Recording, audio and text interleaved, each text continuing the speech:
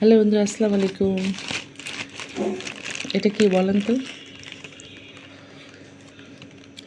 জানুয়ারি মাসের 1 তারিখে পেয়েছিলাম, নতুন বছরের 1 তারিখে এই মুরগি পেয়েছি।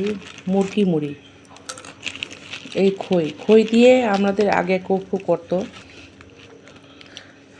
এবার আবার দেখতেছি যে মুড়ি মিল করছে। খই আসলে ভাজাটা অনেক কষ্ট। গ্রামে এখন খই ভাজে না, শুধু মুড়িয়ে খায় তারা কষ্টের জন্য। এটা দেখলাম ভিতরে, যেহেতু পছন্দের জিনিস একবারে খাইনি, একটু একটু করে খেয়েছি। এটা এখন নিচেও আছে, এটা রেখে বাকিটা আবার সরিষার তেল দিয়ে মাখাই খাবো এখন। কার কার পছন্দ, কারা এই মুড়ি যেটা বলে মুরগিটা আমরা ওইটাকেই বলতাম যেটা খই দিয়ে বানায়, খইয়ের মুরগি।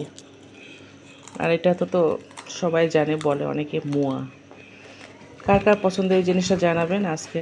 আবার হয়তো অনেকে ভাবছে যে মিষ্টি জিনিস আবার সরিষার তেল দিয়ে খাই, হ্যাঁ আমরা খাই, আমাদের উত্তরবঙ্গের মানুষ যেহেতু আমরা অনেক কিছু খাই, অনেক কিছু খেতে পারি। সরিষার তেল দিয়ে একটু মাখাই খেলে অনেক টেস্ট লাগে। সবাই ভালো থাকবেন। সন্ধ্যার শুভেচ্ছা। আল্লাহ হাফেজ। শুভেচ্ছা।